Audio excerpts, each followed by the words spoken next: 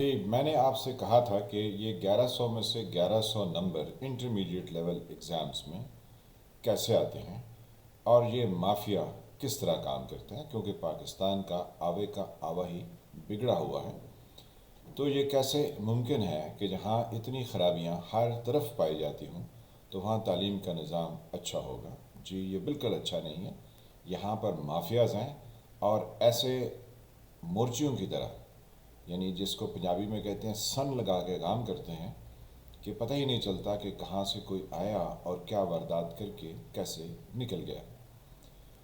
تو 1100 میں سے 1100 نمبر آنے کی سٹوری آج آپ سے شیئر کرتے ہیں۔ یہ مافیا کیسے ڈیولپ ہوا، اس میں کیا ہو رہا ہے اور کیا ہوتا رہا، اور کیسے اس کو ایک انڈسٹری کی شکل اور ایک مافیا کی شکل اور ایک گینگسٹر کی شکل مل چکی ہے۔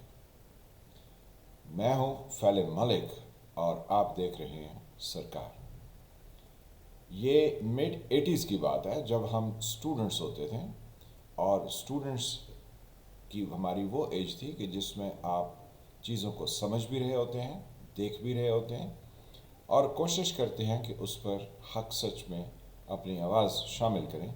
لیکن جب چاروں طرف گھپ اندھیرا ہو اور ہر کوئی آپ کے خلاف بات کرنے والا ہو تو آپ کتنی لمبی اور اونچی بات کر سکتے ہیں؟ ہمارا احتجاج کچھ دھیما رہا۔ چلیں جی اب دیکھتے ہیں کہ مڈ ایٹیز میں کیا صورتحال تھی۔ پرائیویٹ تعلیم کو عروج مڈ ایٹیز میں ملنا شروع ہوا۔ اس وقت کوئی پرائیویٹ کالجز ایٹ لیسٹ نہیں ہوتے تھے، چند ایک انگلش میڈیم سکولز جو کہ اس وقت کی توفتاً حکومت جو بغیر کسی قانونی اختیار کے اس ملک پر قائم ہو گئی تھی، یعنی وہ مارشل لاء کی حکومت جو 5 جولائی 1977 کو ہمارے اوپر نازل ہوا تھا، اس نے اجازت دی تھی۔ اس سے پہلے بھی تعلیم چل رہی تھی اور اس کے آگے بھی چل جاتی، لیکن اس حکومت نے پرائیویٹ تعلیم کو رواج دیا۔ اس حکومت کی جتنی بھی خامیاں یا خرابیاں یا ہمارے اوپر جو ہے وہ تباہیاں ہیں، اس کا ذکر ہم اور وی لاگز میں کرتے رہتے ہیں اور مزید بھی ذکر کریں گے، لیکن کیونکہ آج یہ ایجوکیشن سے متعلقہ ہے تو مڈ ایٹیز میں اس حکومت کی تواسط سے پرائیویٹ ایجوکیشن کو جب عروج حاصل ہوا تو ایک پرائیویٹ کالج اس وقت مارز وجود میں آیا جو کہ اب ایک انڈسٹری کی شکل اختیار کر چکا ہے اور کسی مافیا سے کم نہیں، لیکن اپنا نام ایسے بدل کے رکھا ہے کہ آپ کو بھیڑوں میں بھیڑیے کی پہچان نہیں ہوگی، کیونکہ اس نے وہی کھال پہنی ہوئی ہے۔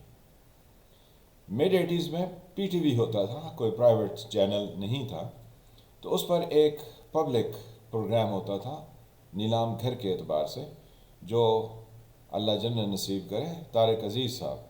ویسے تو انہوں نے بھی کافی سپریم کورٹ پر جب حملہ ہوا تو ان کی بھی کافی خدمات ہیں جو کہ against the interest of Pakistan ہے، لیکن بہرحال وہ پروگرام طارق عزیز صاحب کرتے تھے۔ اس میں 3-4 صاحب آئے اور ہم ایک اسٹوڈنٹ کمیونٹی سے تعلق رکھنے والے لوگ ششدر اور حیران رہ گئے۔ وہ جو لوگ اس پروگرام میں آئے وہ سٹیج پر بلائے گئے اور انہوں نے کہا کہ ہمارے طلباء نے یونیورسٹی میں پوزیشن حاصل کی ہے اور بورڈ میں پوزیشن حاصل کی ہے، تو ہم انہیں کار اور موٹر سائیکل جو ہے وہ تحفے میں دینا چاہتے ہیں۔ اب سوچئے مڈ ایٹیز کا زمانہ ہو اور ایک اسکول نہیں، ایک کالج کے لوگ ایک ہی سرکاری ٹیلی ویژن کا چینل ہو اور اس پر آئیں اور کہیں کہ ہم کار اور موٹر سائیکل تحفے میں دینا چاہتے ہیں ان اسٹوڈنٹس کو جنہوں نے پوزیشن حاصل کی ہے، تو آپ کو ساری کہانی سمجھ آ جائے گی کہ اس کو جنگل کی آگ کی طرح کیسے پھیلایا گیا۔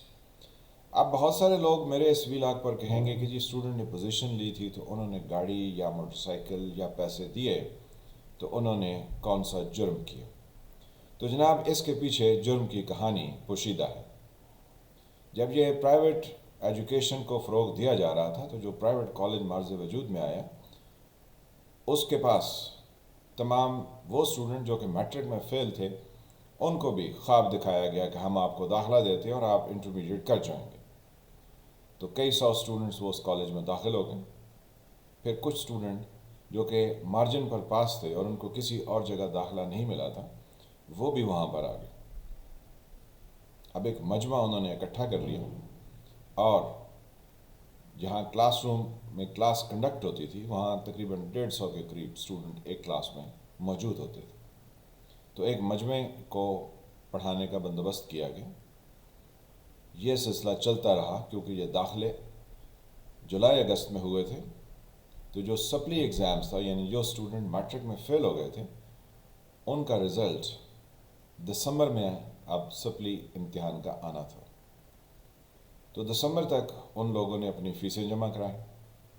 تو پہلی انسٹالمنٹ سب کی لے لی گئی اور دوسری انسٹالمنٹ ان کے رزلٹ سے کچھ ٹائم پہلے ان سے وصول کر لی گئی.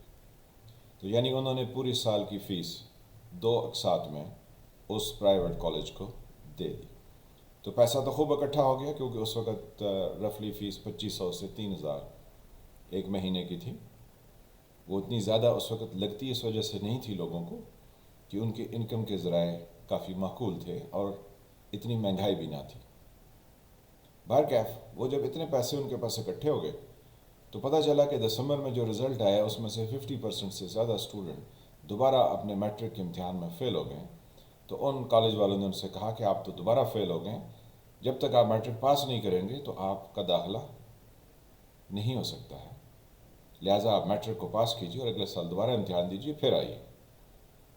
تو پیسے ہو گئے ہضم اور وہ اسٹوڈنٹ 6 مہینے کے بعد واپس چلے گئے. اب ہم اپنی انڈرسٹینڈنگ کے لیے اندازہ لگاتے ہیں کہ 50% کے قریب اسٹوڈنٹ جو ہیں وہ باہر نکل گئے کیونکہ وہ میٹرک کا امتحان پاس نہیں کر سکے تھے.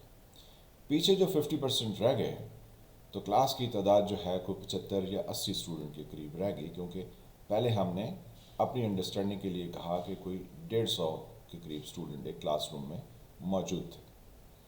اب اس 75-80 کے لگ بھگ اسٹوڈنٹ جو تھے ان کو اگلے 1 مہینے کے لیے مزید پڑھایا گیا. تو یعنی جنوری کا مہینہ گزر گیا, اب فیبرری کا مہینہ آیا. وہاں انہوں نے کیا کیا کہ انہوں نے 10 اسٹوڈنٹ یا 15 اور بہت حد ہوئی تو 20 اسٹوڈنٹ انہوں نے وہ اٹھائے جن کا دماغ چلتا تھا, جو لکھنے اور پڑھنے اور سمجھنے کی صلاحیت رکھتے تھے. ان کا گروپ الگ کر دیا گیا اور بقایا 55, 65, 60 اتنے اسٹوڈنٹ جو پیچھے رہ گئے تھے ان کا گروپ الگ کر دیا گیا.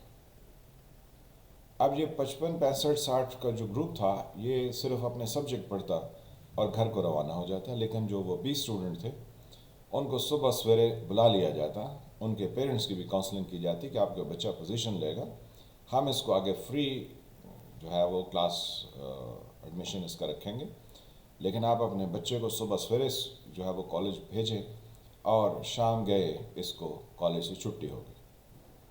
اب ان 20 اسٹوڈنٹ کے اوپر پورا دن کام ہوتا, وہ کلاسز بھی اٹینڈ کرتے ہیں, ٹیچرز ان کو ڈبل یا ٹرپل کلاس دیتے ایک سبجیکٹ کی, یعنی ایک صبح ہوئی, ایک دوپہر میں ہوئی, پھر ایک شام میں بھی ہونی ہے اور وہی ٹاپک یا وہی چیز ان کو پڑھائے گی. تو اب یہ فیبرری اور مارچ کا مہینہ ہوا تو وہ بچے ہر ایک چیز اور جتنے بھی ان کے کورس کانٹینٹس تھے ان کو اپنی فنگر ٹپس پر لے آئے. اب سٹوری یہاں ختم نہیں ہوتی بلکہ یہاں سے اصل میں سٹوری شروع ہوتی ہے. اب جو ٹیچر پڑھا رہے تھے وہ کون تھے؟ دس از دا کیچ. اس چیز کو سمجھنا اور پھر اس کو دیکھنا کہ یہ کیسے کام کرتا تھا, اور وہ کار اور وہ موٹر سائیکل جو نیلام گھر میں دی گئی اور کہا گیا کہ یہ ہم ان کو تحفے میں دینا چاہتے ہیں, اس کے پیچھے پہلے کیا کیا گیا. یہ بہت قابل ذہنوں کی باتیں ہیں. اب جو ٹیچر پڑھا رہے تھے وہ سارے کے سارے سرکاری کالجز کے سینئر یعنی اسسٹنٹ پروفیسر یا ایسوسیٹ پروفیسر اور کچھ حد تک تو پروفیسر لیول کے بھی لوگ تھے. اب ان لوگوں نے کیا کیا, ان لوگوں نے ان بچوں کو وہ تمام چیزیں کرائیں جو کہ انہوں نے پیپرز میں دینی تھی. امپورٹنٹ نہیں کہہ رہا ہوں، کیونکہ وہی ٹیچرز، چاہے وہ لاہور بورڈ آف انٹرمیڈیٹ ہو تو چاہے وہ کہیں اور کا ہو، ان ٹیچرز نے ہی پیپر بنانے تھے، تو جو 10 کوسچن انہوں نے پیپر میں دینے تھے، جس میں سے اسٹوڈنٹ نے 5 یا 7 اٹیمپٹ کرنے تھے، انہوں نے 20 کوسچن کی اسٹوڈنٹ کو تیاری کرا دی، اور انہوں نے کہا ہم تو اللہ کی نظروں میں سرخرو ہیں کہ ہم 50 کوسچنز کے کورس میں سے 20 کوسچن کی بچوں کو تیاری کرائی ہے، تو اس میں ہم نے کون سا جرم کیا؟ اب وہ بچے بقایا 30 کوسچن تو چھوڑ چکے تھے، انہوں نے صرف 20 کوسچن کیے۔ اب مینجمنٹ آ گئی بچوں کے ساتھ اور ان کو کہا دیکھو یہ جو پروفیسر صاحب آپ کو پڑھاتے ہیں یہ بہت قابل ہیں، انہوں نے بورڈ کا پیپر بنایا ہے، جو چیز یہ بتا رہے ہیں صرف وہ پڑھیے، اور جو یہ کہہ رہے ہیں چھوڑ دیجئے تو اس کو چھوڑ دیجئے۔ اب کسی نے 20 ٹاپک کرائے اور کسی نے 20 سے بھی کم ٹاپک کرائے۔ ابھی کہانی یہاں کی ختم نہیں ہوتی۔ پھر اس کے بعد کیا ہوا؟ جب وہ پیپر اٹیمپٹ کرنے کے لیے بچے گئے تو ان کو سب چیزیں آتی تھیں، پھر چائے پانی چلائی گئی اور ان بچوں کی پوری ہیلپ کی گئی۔ الٹیمیٹلی کیا ہوا کہ بچوں نے اپنے پیپر مکمل کر لیے، تو اب اگلی کہانی شروع ہو گئی۔ اب جو بورڈ آف انٹرمیڈیٹ لاہور یا کوئی اور بورڈ تھا، اس میں جو سیکریسی برانچ تھی وہاں پر چائے پانی پیسے سب کچھ لایا گیا اور وہاں پر اپنی مرضی کے نتائج حاصل کیے گئے۔ جب نتائج مرتب ہو گئے تو پتہ چلا کہ جی یہ جو پرائیویٹ کالج مارز وجود میں آیا ہے، اس نے تو جھنڈے گاڑ دیے ہیں۔ اس کے پاس 75 یا 80 اسٹوڈنٹ ایک کلاس میں تھے اور اس کے پاس 5 کلاسز تھی، تو یعنی تقریباً 350-400 اسٹوڈنٹ اس کا اپیئر ہوا، جس میں سے اس کے 20 اسٹوڈنٹ نے یا 30 اسٹوڈنٹ نے، کیونکہ ہر کلاس سے 20-20 اسٹوڈنٹ کا گروپ بنایا گیا تھا، تو انہوں نے پوزیشنز حاصل کی اور بہت اعلیٰ نمبر حاصل کیے۔ بقایا تھوڑے بہت بچے فیل بھی ہو گئے ہیں، لیکن بہت سارے بچے پاس بھی ہو گئے ہیں۔ تو کیا خوبصورت جناب، زبردست۔ اوپر سے جب انہوں نے گاڑی اور موٹر سائیکل تحفے میں دیا تو جناب ان کے وارد نیارے ہو گئے، کیونکہ ان کی ایڈورٹائزنگ گھر گھر پہنچ گئی، کیونکہ صرف ایک ہی ٹیلی ویژن چینل تھا اور وہاں پہ وہ ٹائم خرید کر انہوں نے اپنی ایڈورٹائزنگ مکمل کر لی تھی۔ تو یہ صرف ایک سٹیپ ہے کہ یہ نمبر جو 1100 میں سے 1100 آتے ہیں وہ کیسے آتے ہیں۔ ابھی اس کی بہت ساری چیزیں باقی ہیں جو اگلی ایپیسوڈ میں آپ کے ساتھ شیئر کرتے ہیں۔ تو ملتے ہیں نیکسٹ ایپیسوڈ کہ یہ 100% مارکس یا 1100 میں سے 1100 کیسے آ رہے ہیں۔ تو ملتے ہوں اس اگلی ایپیسوڈ میں، تب تک خدا حافظ۔